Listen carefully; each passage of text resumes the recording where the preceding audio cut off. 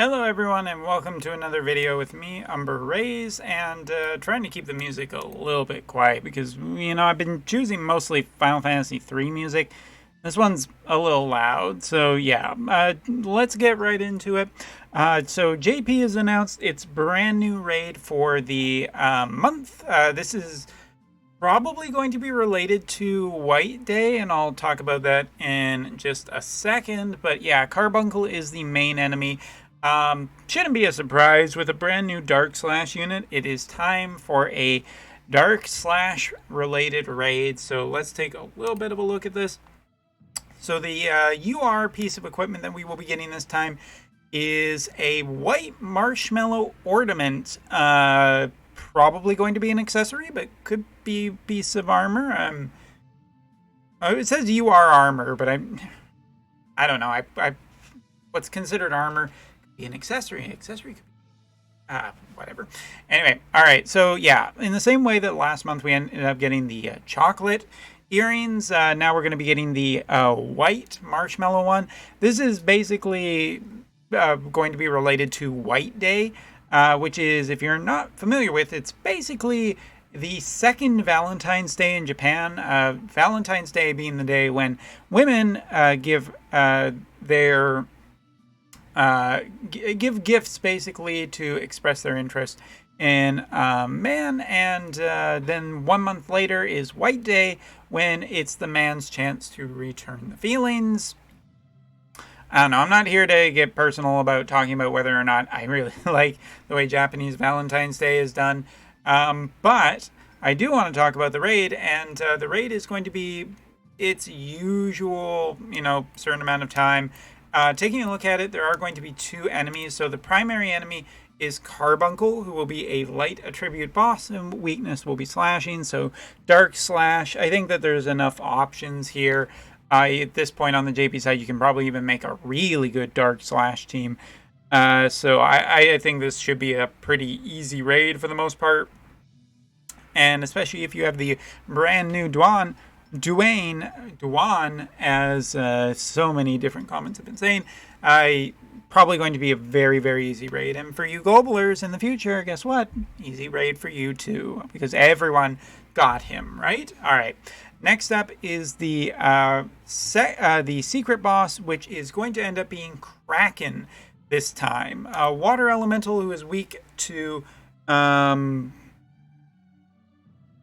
magic and spears as well. This is probably related to one of the other new characters that has come out recently on the JP side, which is Camilo, or whatever. I'm just not worried about pronunciation at this point, just trying to get the information out. So yeah, I'm not surprised that Spears ended up being a weakness on this, even though he is a water elemental boss, meaning that a Thunder Spear or Thunder Mage will be a much better character for this. Taking a look at the bonus units, Dwan as well, even... Oh, shoot. It kicked me out of it. Just give me a sec. Having problems tonight with the app. Alright, Dwan and Camilo will be the big bonuses. Skull and Whisper will be medium. And your series of smaller units will end up being the small bonus. But I think most people probably have at least Whisper, and you can at least get Camilo pretty easily. So, big bonus is as such. But Dwayne will be probably the best one in general for this. Also, scrolling down, the large bonus is still a mystery. It's interesting. It isn't the Mind Flayer, so I'm wondering if Kraken is going to be a new summon for this month on a vision card. Could end up being, because he is a boss, but either way, Omega, as well as the Thunder that roars at the sky, Ramu vision cards will also be a medium bonus, and probably that's enough. There's also going to be a new small bonus card too, so that nothing really surprising.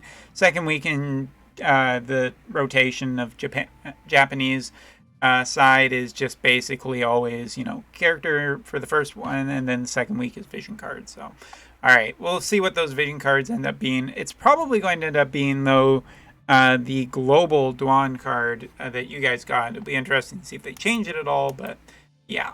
So there's the White Day quest raid, and that's about all for that. Taking a look at just really quickly who I think could end up being really good. For the water one, well, I'm going to just say that it's very much 9S. 9S is probably the perfect unit for this. I don't even really think you're going to need much else in the way of support.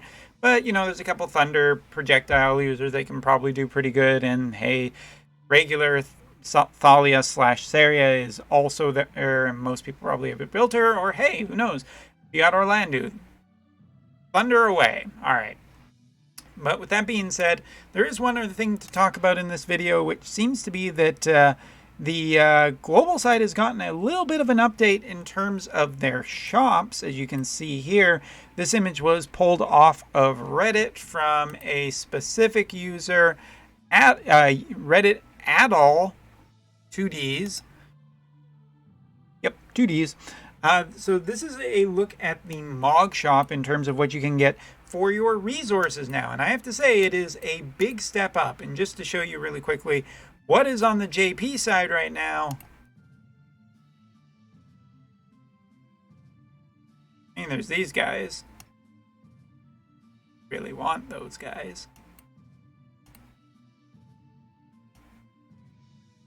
Yeah, so this is a pretty big update in terms of what you are able to get, because currently, like, for instance, so like here you can get a copy of Ziza, Whisper, or Luartha.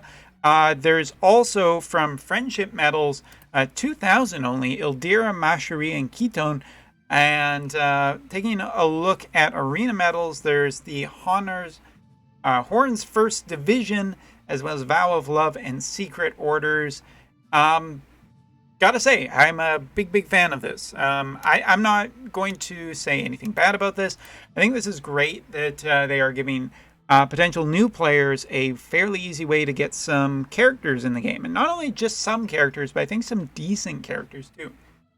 Ziza has a really good TMR that is almost essential for most players in this game to do well. Whisper is, you know, a fairly tanky unit, and her EX is just around the corner on the JP side. Will be the third week of March that we're probably seeing that, if I'm remembering the schedule correctly. And going to be interesting to see how they end up improving her. Ildira is just one of the general best farmers that is not, you know, double cost, of course, related to the JP side right now. But it is a very positive step to see something like this in the game. And I don't know if this is because of the recent backlash against the game, some frustration with how expensive the game is. Obviously, for long-term players, this probably doesn't make a big deal unless you are missing the character, in which case just snap this up before they realize their mistake. But this is a interesting way, and whether or not this will become a regular thing, I wouldn't expect it to. This is incredibly generous from looking just from the JP side. I mean, 2,000 medals is almost essentially nothing in this game. It is a certain amount of time, but it is definitely a fair amount of time to get there. And I wouldn't expect this to be for like a ton of new characters. And given the history of this game, I would not expect it to continue, but you never know. And hopefully it will continue. But yeah, just wanted to bring this up as a general good change. And I do think that the JP side needs to get this as well. Yeah, I'm going to advocate for the JP side. Of course, I'm going to advocate for the JP side. JP side also needs this. This should be in both versions. This should be available for everyone. This will, you know, potentially help new players get settled in, so to speak. But on the JP side, we really don't have this. There was a new kind of beginner gacha, but it really wasn't that good. It's just too random. It's not, you know, particularly that reroll friendly. So I think that this needs to be extended to the JP side a lot right away, as a matter of fact, here.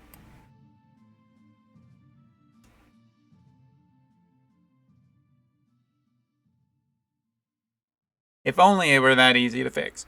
But yeah, this should be a thing that's should be coming to the JP side hopefully very quickly, but globalers should take advantage of it if they haven't already. Anyway, so that's all for this video. Just a short one. Take care. See you next time.